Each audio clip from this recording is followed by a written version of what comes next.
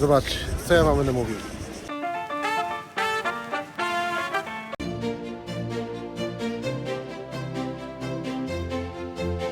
Niepojęte jest dla mnie to, że on myśli, że my nie kapniemy się, wiecie, przy ostatecznym rozrachunku, że coś jest nie tak.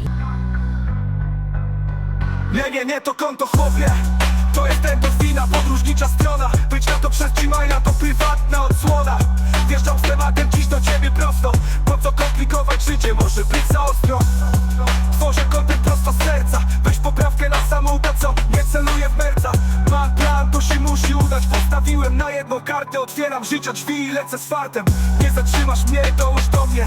Tworzymy historię, nie możemy cisnąć brać skromnie. Tylko tu i teraz, tylko tu i teraz. Zaczynamy nowy rozdział, startujemy od zera. Mam głowy pełne planów, marzeń, chęci, łapy za stery. Niech ten świata globus się dla nas kręci. Podróżnicza endorfina na obrotach.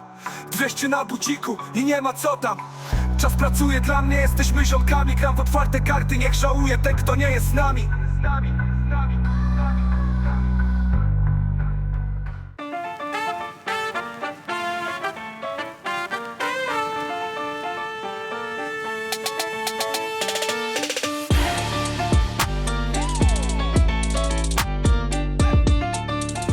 How old is this car? How old?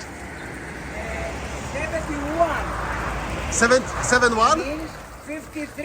Means 53 years. 53 years? Oh, great. It's amazing car. Dzień dobry kochani, witam się z wami kolejnego dnia na tle tego pięknego traktora, tej pięknej maszyny, która kiedyś zbierała oliwki dla tutaj fabryki, wytwórni oliwy Aristeon. Jest to jedna z atrakcji turystycznych, jedna z niewielu atrakcji takich powiedzmy niezwiązanych z naturą, atrakcji turystycznych, którą można zwiedzić na Zakyntosie. W tle także mamy te maszyny, które służyły do obróbki oliwek i do wytwarzania oliwy z nich. Powiem wam tak, wczoraj długo nie posiedziałem, dlatego że nie było klimatu i wszyscy byli tacy zmęczeni totalnie. Ja byłem przegrzany tym słońcem, bo powiem wam, że niby byłem pod daszkiem na tej motorówce, niby byłem osłonięty, ale gdzieś tam te słońce mnie liznęło, co doprowadziło do tego, że takiego lekkiego udaru dostałem, miałem gorączkę w nocy i no, noc była bardzo, bardzo ciężka. Trochę jestem niewyspany, ale postanowiłem, że zostało mi tylko 2 dni, więc chciałbym bardzo jeszcze tutaj zwiedzić miejsca, w których nie byłem na wyspie. Widzę, że nie tylko ja dzisiaj się zdecydowałem na zwiedzanie fabryki Muzeum Oliwy. Jest sporo osób, rozejrzę się, nie wiem, czy to jest kwestia tutaj tego mini targu, gdzie tutaj możemy stestować sobie oliwę przed zakupem. Czy tutaj jakieś bilety wykupuję, zaraz zobaczymy, przejdziemy się dalej i zerkniemy, co w trawie piszczy. Duże zainteresowanie jest degustacją, ale czy też duże zainteresowanie będzie kupnem, to za chwilę zobaczymy, bo sporo ludzi widzę chce próbować i zobaczymy, jak to się przełoży na kupowanie. Ja słyszałem tutaj, przynajmniej w internecie, tak jak czytałem, że takiej samej klasy oliwę można dostać u lokalnych sprzedawców za 3-4 razy taniej niż tutaj w tej wytwórni, a nawet z tego, co słyszałem, to oni skupują tą oliwę właśnie też od nich. Czy to jest prawda? Nie wiem. No, mają tutaj całą maszynerię i mam nadzieję, że skoro się reklamują jako wytwórnia oliwy i muzeum, no to chyba wytwarzają swoją oliwę. Może to być raczej fake news, ale zobaczymy. Sprawdzę to i wam powiem, jak wygląda sytuacja i porównam sobie do oliwy, które sprzedają tutaj lokalnie. Bo tu już próbowałem, jest naprawdę bardzo, bardzo fajna jakość, bardzo smacznie, ale jeszcze chciałbym porównać, zanim kupię, zawsze tu mogę jeszcze przyjechać. Zanim kupię, to chciałbym jeszcze porównać do oliwy, którą sprzedają lokalni sprzedawcy. Pociąg już czeka, żeby zabrać turystów w kolejne miejsce, które jest promowane przez właścicieli, którzy mają tutaj pewnie jakąś umowę z firmą, która przewozi tą kolejką. No mówię, kupa ludzi jest w środku i jest to mega turystyczne miejsce. No i nic więcej ciekawego Wam o tym miejscu opowiedzieć chyba Wam nie opowiem.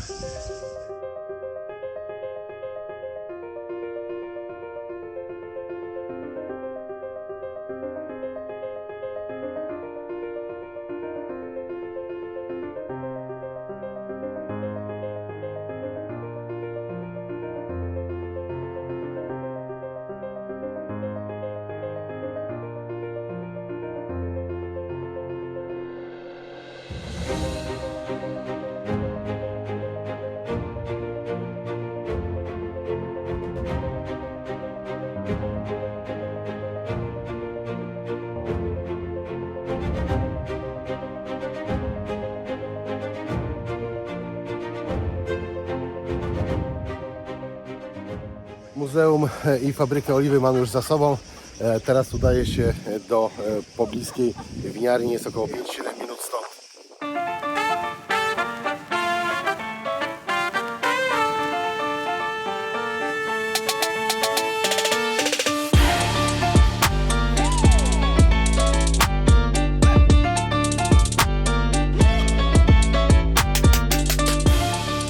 Kolejnym punktem, który odwiedzamy, jest winiarnia Gramsas.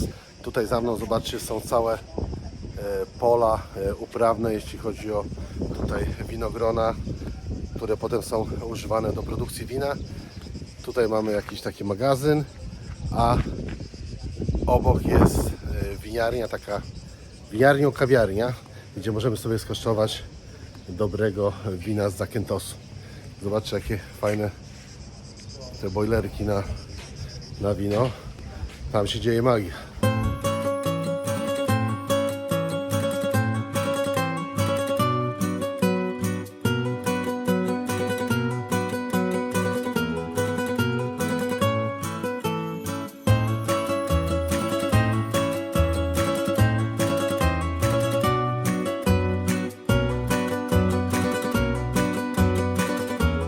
Zobaczcie, tu jesteśmy na zapleczu winiarni.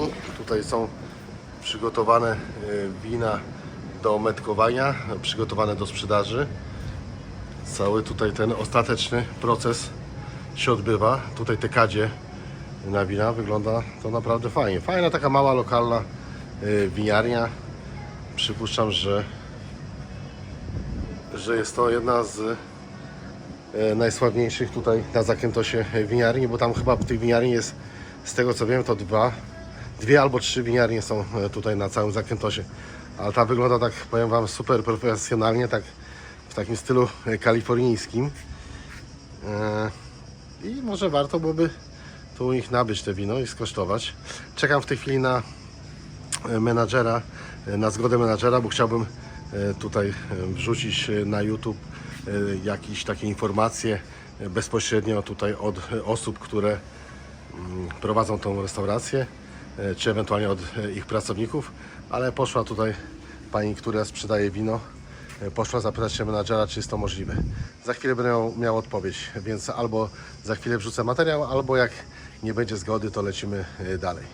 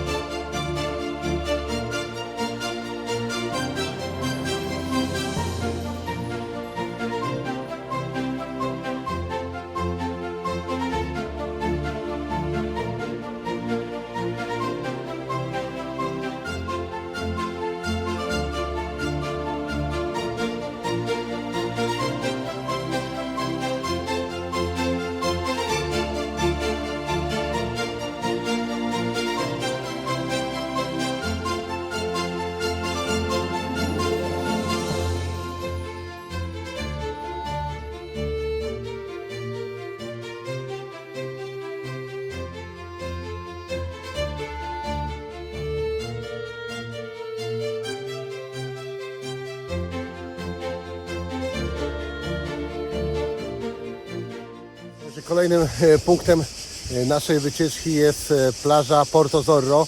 Jedna chyba z najpiękniejszych i najbardziej popularnych plaży na Zakętosie. Jedyny problem, który widzę już na początku, że nie ma parkingu i zaparkowałem dosyć wysoko. Zobaczcie, tutaj stoi moja fura, a do przejścia jest kawałek. Więc idę powoli i za chwilę pokażę Wam, jak wygląda ta plaża. Plaża Porto znajduje się około 11 km od stolicy. Plaża ta charakteryzuje się tutaj taką długą linią brzegową, piaskową. Piasek może nie jest taki super biały i zachęcający do leżakowania w tych pięknych okolicznościach przyrody, ale jest po prawej stronie na plaży Porto Zorro mamy takie formacje skalne, które wystają z wody. No i to ciekawie wygląda na tle tej pięknej plaży, chociaż nie jest to złocista plaża, jak piszą w internecie, ale turystycznie na pewno fajnie przygotowana. Zobaczcie, jak to wygląda. Zaledwie 11 km od Zakętos mamy takie tropikalne klimaty. Dzisiaj jest duża fala, co widać, duży wiatr. Jest pewnie i głos delikatnie będzie liśnięty wiaterkiem i zniekształcony. Uciekamy już tutaj z plaży Zorro. Wpadliśmy tylko zobaczyć po drodze, jak wygląda tutaj to miejsce. Ceny są podobno kosmiczne, jeśli chodzi o napoje, jedzenie i ogólnie o gastronomię. Natomiast my tylko przyjechaliśmy zobaczyć, co tutaj się dzieje i jak ta plaża wygląda.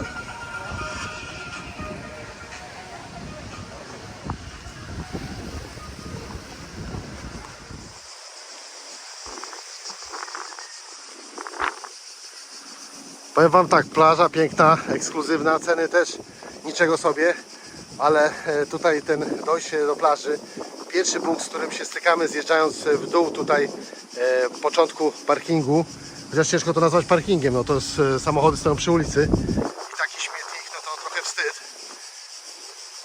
No i tylko złą opinię wyrabia tutaj temu miejscu, bo co to za problem jest wziąć i 20-30 minut to uprzątnąć. Zobaczcie, jak tu jest ciasno.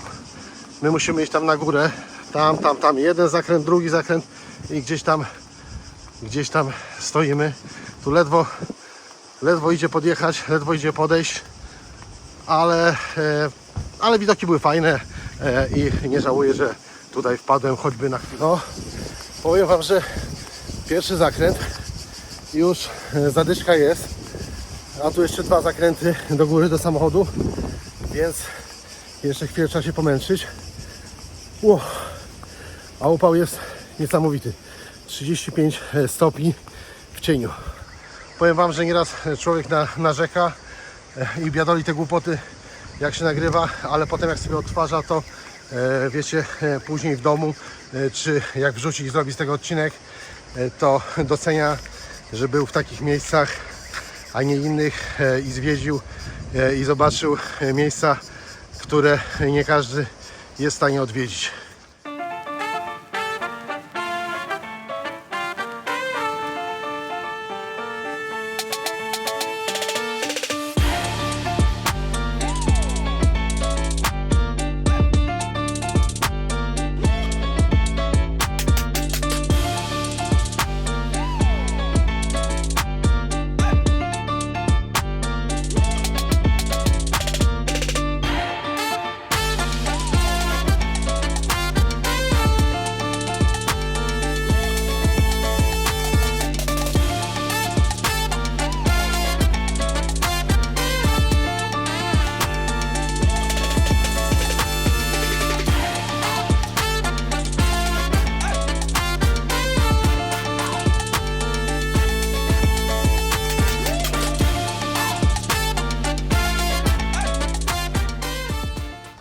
O, dzieciaki jeszcze siedzą. Taki klimat jak na Chorwacji, jakieś drzewka, pierdółki, kamyczki. O, jest nasza ekipa, tu idziemy. Dawaj szwagier, z boku i za mną, gęsiego za mną.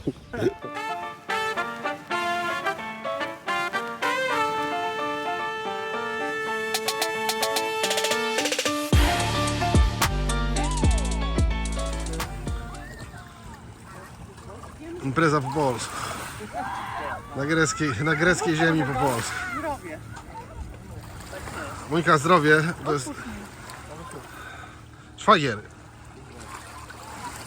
Gdzieś są twoje urodziny, jak się bawisz? Bardzo fajnie. Czekam na prezenty. Już po! Ja jestem twoim największym skarbem. Nic więcej nie dostaniesz. Tak, nie będziesz chyba Łukasz.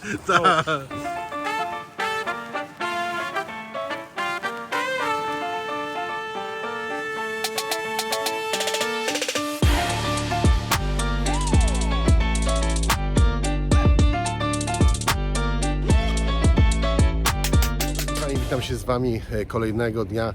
Jestem na głównym placu, tutaj w samym centrum Zakynthos. Upał niemiłosierny, ale to nic nowego. Słuchajcie, za mną jest pomnik Dionizosa Solomosa, tego człowieka, który jest twórcą tego 158-zwrotkowego hymnu greckiego. Wydaje mi się, że ten kościół z prawej strony, który widzimy, jest to jeden z nielicznych takich zabytkowych budynków, który ocalał po trzęsieniu ziemi, które nawiedziło Zakynthos w 1953 roku. No i niestety zniszczyło większość takich starych budynków, bo te trzęsienie ziemi miało 7,2 stopnia tutaj w skali Richtera. Zakynthos bardzo przypomina mi Korfu.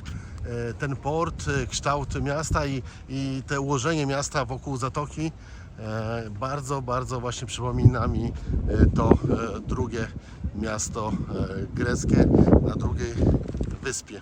Do najważniejszych atrakcji w mieście należy właśnie ten plac, na którym w tej chwili jestem, plac Solomosa, a także ratusz, biblioteka miejska czy Muzeum Bizantyjskie, gdzie znajdziemy narzędzia, rzeźby i malunki z czasów bizantyjskich, a także makietę miasta Zante, przedstawiającą miasto z czasów przed trzęsieniem ziemi, więc my jesteśmy w stanie obejrzeć właśnie, jak wyglądała ta mini metropolia przed tym kataklizmem. Co tu jeszcze mamy ciekawego? Mamy też w pobliskim miasteczku Bochali, też jest fajny taki punkt widokowy, na który też zamierzam dotrzeć zaraz po wizycie tutaj w tym mieście.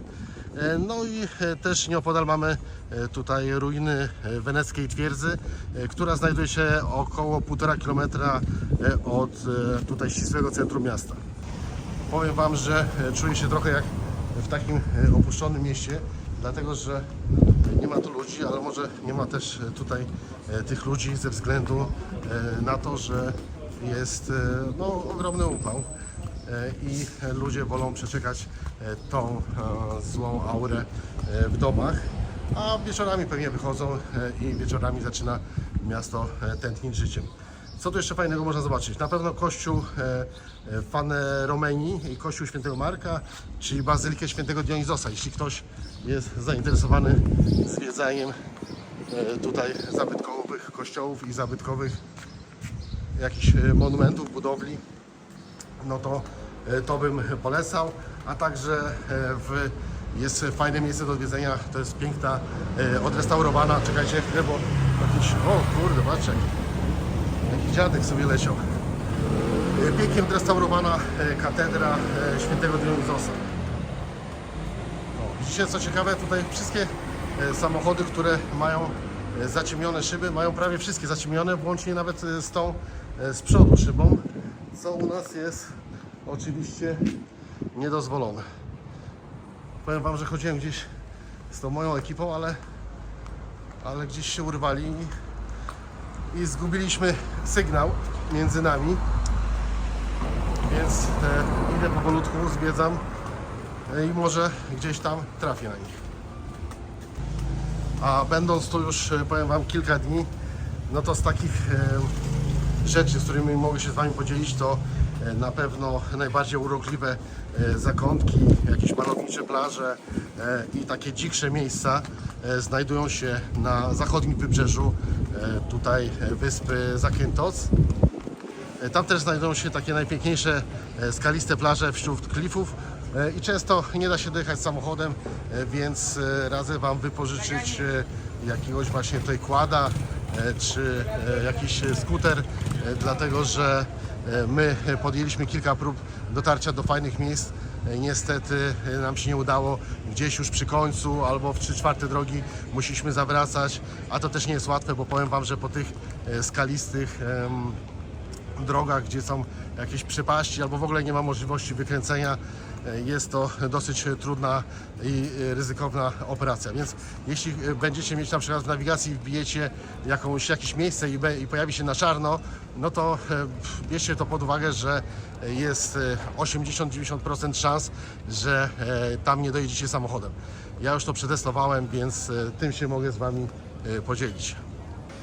Powiem Wam tak, jeśli chodzi o zachodnie wybrzeże, to zachęcam do eksploracji i nastawienia się bardziej jako na punkty widokowe, nie jako na miejsce, gdzie będziemy odpoczywać i plażować. Są tam plaże, natomiast z reguły jest tam bardzo ciasno, jeśli chodzi o zaparkowanie samochodu. No i są plaże nieduże, więc jest też mało miejsca na to, żeby korzystać z tych plaż w taki sposób, jaki lubimy najbardziej. Natomiast jeśli chcielibyście tutaj skorzystać z plaż takich, wiecie, mocno komercyjnych, mocno takich turystycznych, gdzie cała infrastruktura jest zrobiona pod turystę, są bary, są lokale i wiecie, te wszystkie sporty wodne, te skutery, nie skutery, paralotnie, balony i Bóg wie co tam jeszcze, no to polecam Wam tutaj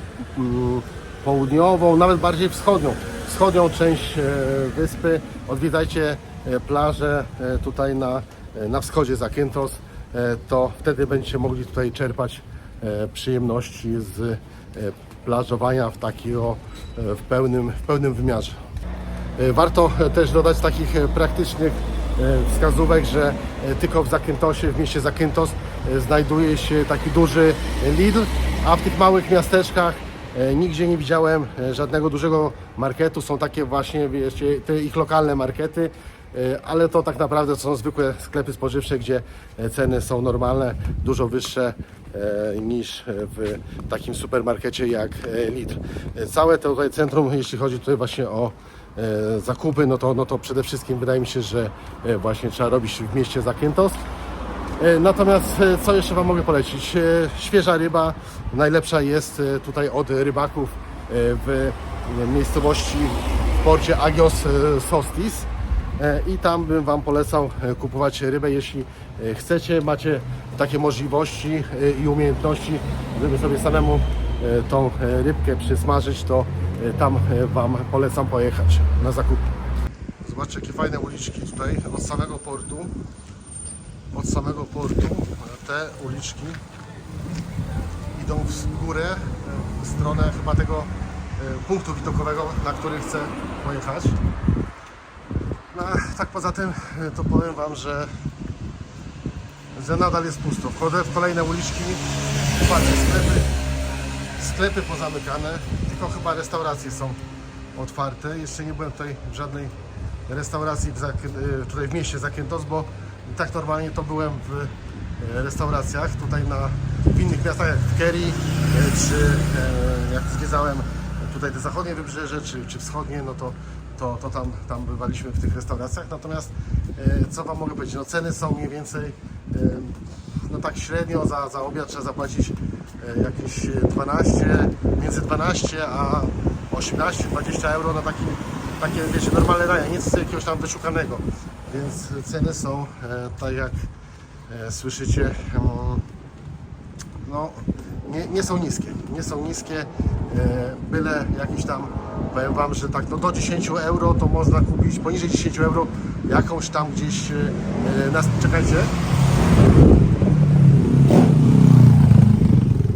na jakimś street foodzie czy coś, to gdzieś tam można kupić, powiem Wam, jakiegoś kebaba, coś w tym stylu za jakieś 8 euro, 7 euro, czy ten, a natomiast takie normalne danie, jakiś tam kawałek mięsa, kawałek jakieś tam frytki i surówkę, no to za mniej więcej średnio 15-13 20 euro. To wszystko w zależności od miasta, bo powiem Wam, że tutaj w Zakyntosie te ceny są o kilka euro droższe niż w tym miejscu, gdzie ja jestem, bo ja jestem tutaj w miasteczku Kerry, to jest około 20 paru minut od Zakyntosu. Bardzo fajna miejscowość, polecam Wam serdecznie. Jeśli macie taką możliwość, że jesteście w stanie sobie wypożyczyć samochód i podróżować po wyspie, to myślę, że ważną rzeczą jest to, żeby wybrać miejsce na nocleg, które jest miejscem spokojnym, bez darcia się i bez jakichś tam dzikich tłumów turystów. I myślę, że takim miejscem właśnie jest Kerry. Jest to także świetna baza wypadowa do wszystkich miejsc ciekawych, które znajdują się na wyspie. Całą wyspę objedzie się, no, myślę, że startując z Kerry, ja jestem tak jakby na samym południu, czyli na samym końcu wyspy, na samym południowym krańcu, to na północną część, na taki najbardziej wysunięty punkt, to ma mniej więcej około godziny czasu. Czyli w godzinę czasu całą wyspę tutaj wzdłuż jesteście w stanie przejechać od jednego punktu A do punktu B. Natomiast, no wiadomo, te drogi są takie, jakie są. Nie są może to jakieś odległości duże, ale często jest tak, że w miejscach, w które chcecie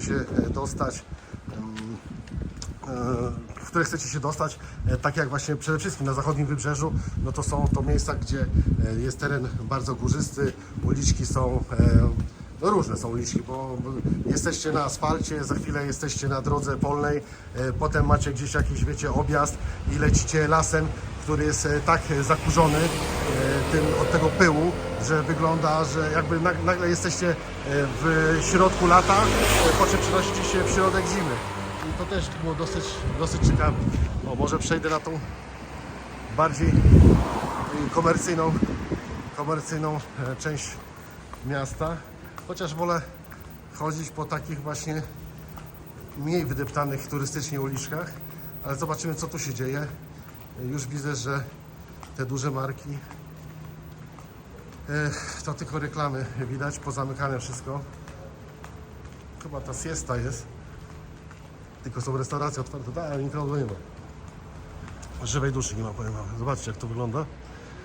Nie chcę się powtarzać, ale no naprawdę totalnie te miasteczko Zakynthos totalnie mi przypomina Korfu i te miasteczko właśnie portowe na tej wyspie.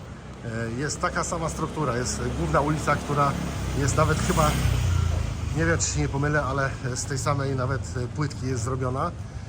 Po jednej stronie mamy port, po drugiej stronie mamy ulice, które piętrzą się do góry, więc bardzo podobne to wszystko jest.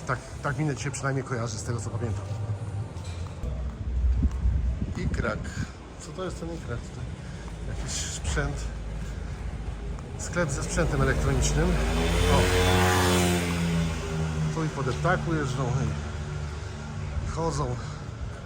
No i samochody stoją. Dopiero teraz zauważyłem, że samochody stoją. No i jeśli chodzi o samochody w Zakyntosie, powiem Wam, że już trochę więcej widzę takich samochodów lepszych, ale to głównie powiem Wam, że jeżdżą na taksówkach.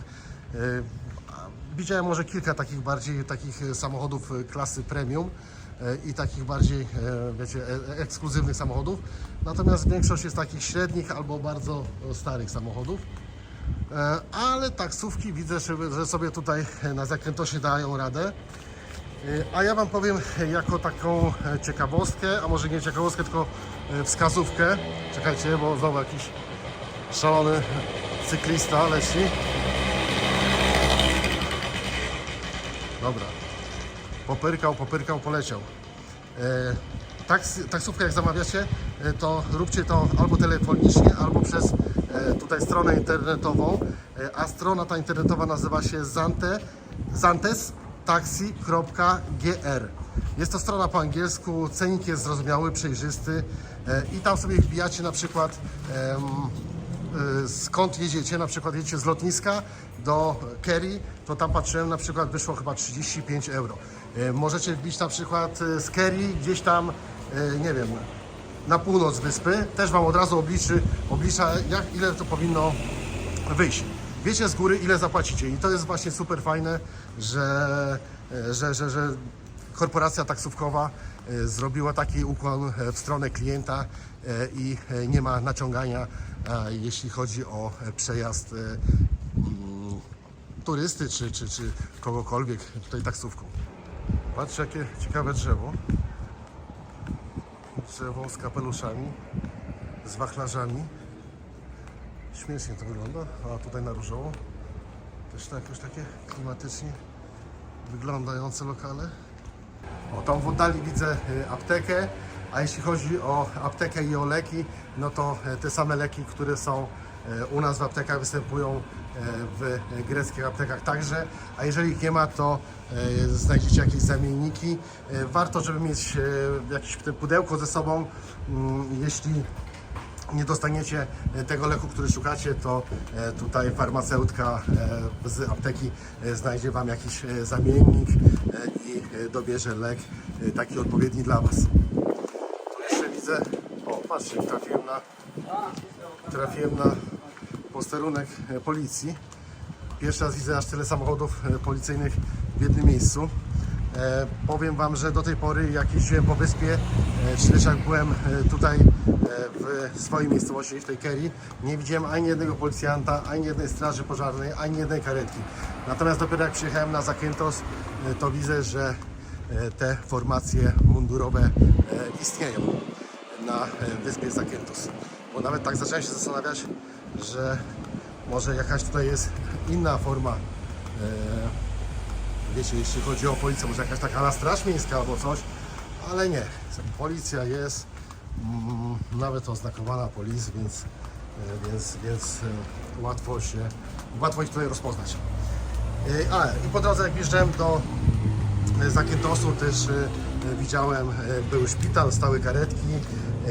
I jeszcze z tego, co pamiętam, gdzieś tam w oddali widziałem też tutaj straże pożarne, więc moi kochani, nie lękajcie się, przyjeżdżajcie na Zakynthos, wszystko tu działa tak jak trzeba, leki są, policja jest, straż pożarna jest, statki są, tak jak widzicie, więc jak nie samolotem, to statkiem jesteście w stanie się stąd wydostać i myślę, że nie macie się czego obawiać. Przyjeżdżajcie, zwiedzajcie, bawcie się dobrze, bo wyspa jest bardzo ładna, przepiękna wyspa, która ma swoje wady i zalety.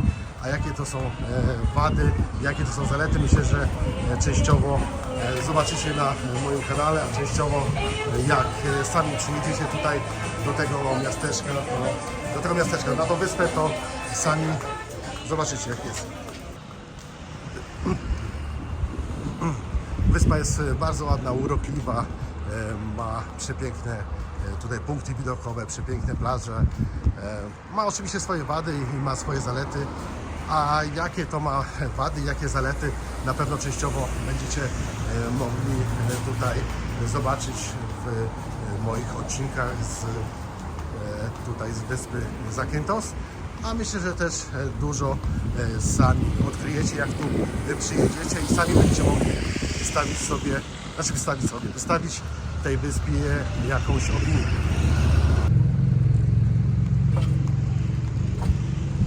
Zobaczcie, jakie jachty. Kurczę, jeszcze złotego jachtu to nie widziałem, powiem Wam.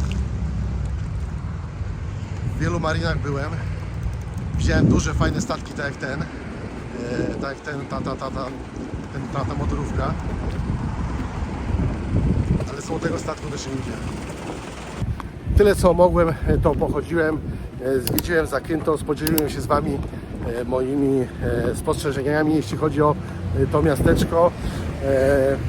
No i co, fajnie było i lecę dalej na kolejny punkt. Postaram się jeszcze dzisiaj zrobić ten punkt widokowy z panoramą na całe miasto.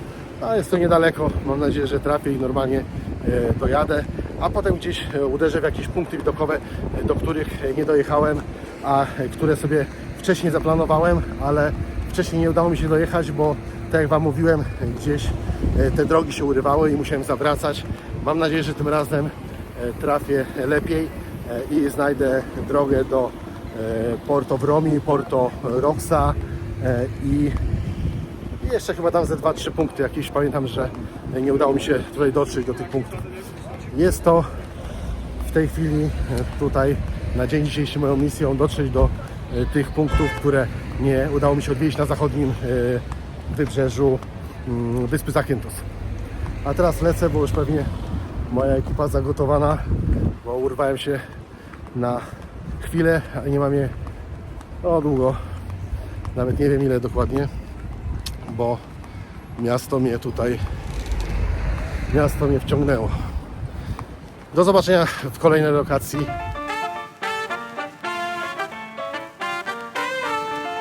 Jestem tutaj w drugim miejscu, Porto Vromi. Jeszcze zrobię jakieś tam ujęcia z góry, jak nie dronem to z ulicy, ale powiem Wam, przepiękne, cudowne miejsce. Kolejne miejsce, które Wam gorąco polecam. Plaża jest nieduża, tu jest jakiś chyba bardziej taki punkt wycieczkowy, bo widzę, że sporo ludzi, widzicie tam za mną w tle, sporo ludzi przyjechało z jakiegoś rejsu i tu się przesiadają w samochody, bo tu jest z tyłu parking i pewnie jadą gdzieś tam dalej zwiedzać. Tu widzę, że jakiś samochód też jest z jakiejś linii wycieczkowej, ale powiem Wam, że jest... Zobaczcie, co ja Wam będę mówił. Jest kozacki widok. Zobaczcie, jakie to jest zamieszanie. Dobrze, ja tam się wcisnąłem. O, tutaj do ziomusia obok, który pilnuje tutaj parkingu. Powiedziałem mu, że na parę minut i że dronem chcę polecieć. I mnie tutaj wcisnął, tutaj miał krzesełko jej zostało i tu pilnował interesu. No i zaraz zobaczymy, jak z dronem polecieć. Was a cold November morning when I got scared and I left without a warning. I'm so freaking sorry that I didn't stay. Didn't mean to run for it all away. But you wishing, hoping that it's not too late.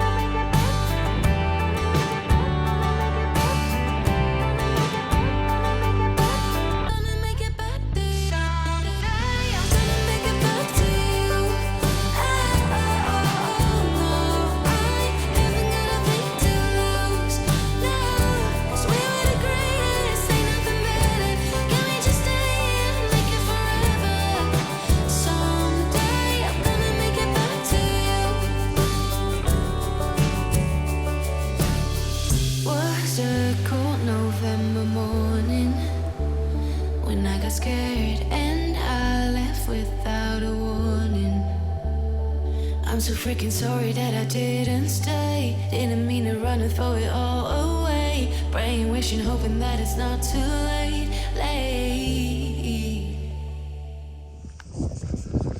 Zatrzymałem się na chwilę, żeby tutaj zrobić Porto Vromi widok. Tam w restauracji na parkingu. Czekajcie, niech ja tu dojdę, ale poczekajcie. Może dojdę do tego pięknego widoku.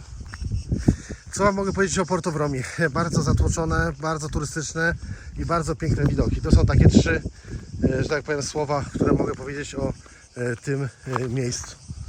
Poczekajcie, trzeba uważać, żeby coś nie spaść z czego.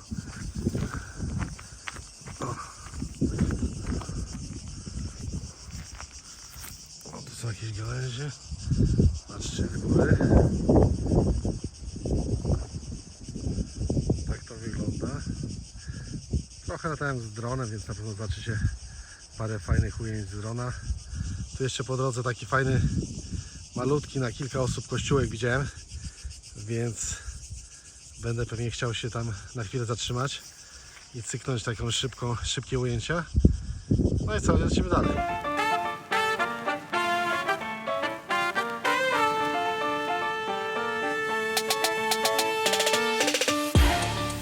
Ale ubrudzony człowieku ten samochód.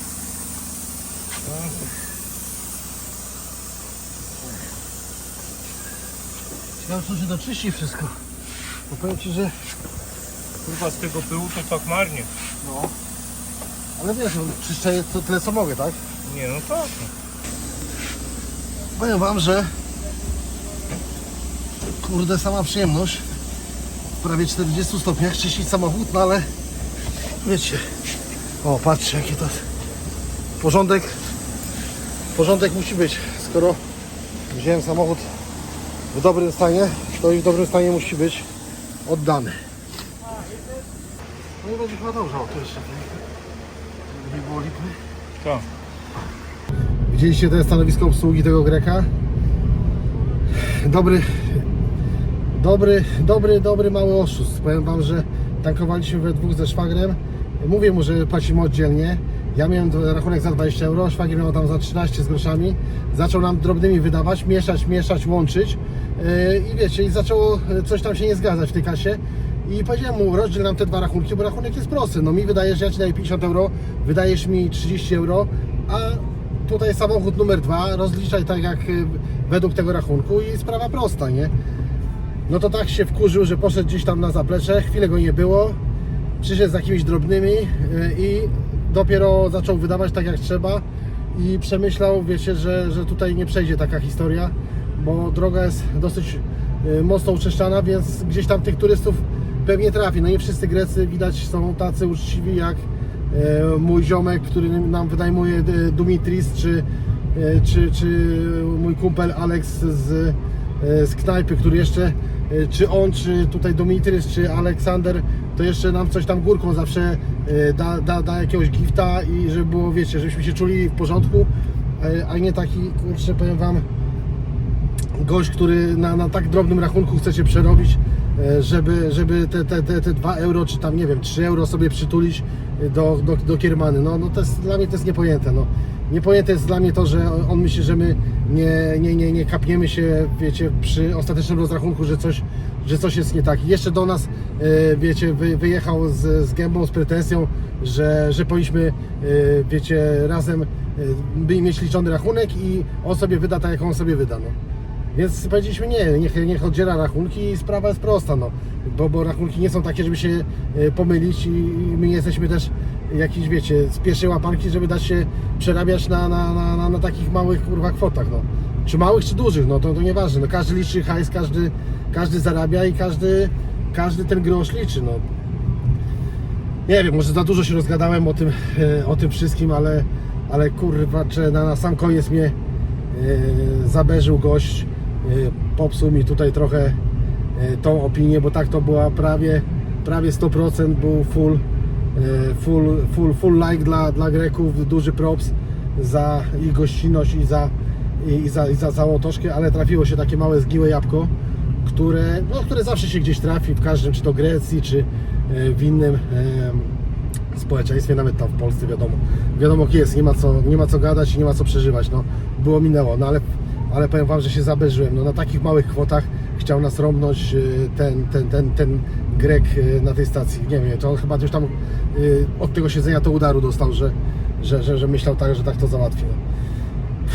Dobra, nic, lecę, bo zaraz muszę opuścić za jakieś 10-15 minut, muszę opuścić pokój, jadę już na lotnisko powoli zdawać samochody, muszę wziąć się odprawić, jestem już teraz po umyciu samochodu, po wyczyszczeniu, więc wszystkie ostateczne sprawy mam załatwione, lecę na chatę się tylko przekąpać, wbijam się w świeże ciuchy, no i co, no i żegnam się z Grecją powoli, było mega fajnie. Powiem wam tak, Zakynthos naprawdę fajne miejsce, na tydzień przylecieć, pozwiedzać sobie, pojeździć, czy to samochodem, składami, czy skuterem.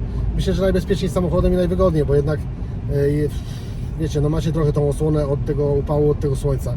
No i klimatyzacja oczywiście. Na tydzień czasu jest to super opcja i polecam każdemu dłużej. Nie wiem, czy bym dłużej tu chciał siedzieć, wszystko zwiedziłem, nic nowego bym tutaj już nie odkrył, a tylko bym, że tak powiem, te dni by się tylko tak przewracały. Ja lubię zawsze coś nowego, każdy dzień jakoś inaczej zaczynać, inaczej kończyć, co innego zwiedzić. Tak mi się podoba zwiedzanie, od jakiegoś czasu tak zwiedzam. Moja rodzina też się przekonała do tego, że fajnie jest tak zwiedzać w ten sposób, poznawać cały czas coś nowego, niż siedzieć w hotelu na all inclusive no i wiecie jak jest na all inclusive. Nie będę Wam tego tłumaczył, ale no wiadomo, każdy sobie wybiera jak chce. Ja nikogo nie krytykuję, nikogo tutaj, wiecie, nie zachęcam do takiego zwiedzania, bo też nie każdy lubi, nie każdy się nadaje do takiego zwiedzania, jak ja zwiedzam. Mi się takie zwiedzanie podoba, tak zwiedzam i tak spędzam swój wolny czas. Natomiast powiem Wam tak, wszystko co można zobaczyć w tydzień, zobaczycie w tydzień. Dłużej nie ma sensu moim zdaniem tutaj przyjeżdżać i wydaje mi się, że na takie zwiedzanie, odkrywanie nowych rzeczy to jest taka wyspa, żeby na raz przylecieć, pooglądać sobie, wiecie, widoki, poodpoczywać, zrelaksować się, bo tu już więcej nic nowego się nie wydarzy. Tydzień czasu to jest taka klamra, w której się zamyka największe atrakcje, wiecie, najlepsze zwiedzanie zamyka się w tej klamrze czasu tych 7 dni tego tygodnia i moim zdaniem jest to maksimum, które wykorzystacie nawet ponadto.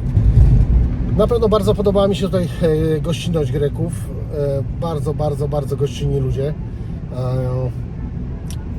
Ceny są takie w miarę jeszcze umiarkowane jak na Europę, bo tak jak patrzyłem nawet na takich super fancy miejscach, nie są to ceny jakieś takie mocno wyżyłowane, żeby zedrzeć z turystów, więc tak naprawdę wszystko co dobre to tak między 12 a 18 euro na pewno dostaniecie i zjecie.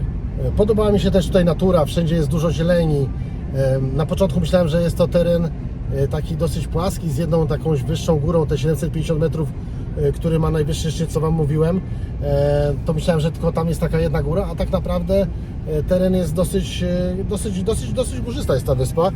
Jak tutaj zwiedzałem, przeleciałem z lewa do prawa i z góry do dołu tą wyspę, no to gdzieś tam po tych zakamarkach, po tych górach trzeba było się przedzierać. Natomiast co jest fajne, masa gajów oliwnych, masa jakichś zieleni, drzewa, kwiaty. Powiem Wam, że prawie każde podwórko jest tak zagospodarowane, że zawsze gdzieś jakieś kwiatki, jakieś krzewy, drzewa, zawsze coś na tych podwórkach jest. Rzadko widziałem takie posesje, gdzie nie było zieleni. To trzeba przyznać, Grecy dbają o to.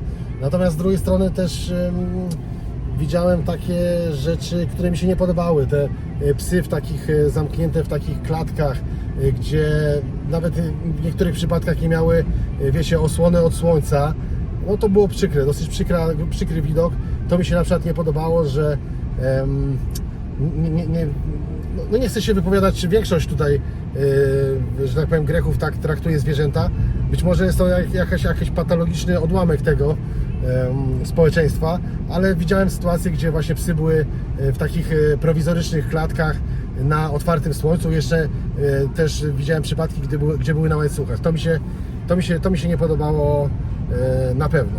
To jest na pewno na minus, który zauważyłem tutaj na tej wyspie, jeśli chodzi o życie społeczności lokalnej. Na Zakyntosie też bardzo podobało mi się takie zróżnicowanie, wiecie, na zachodni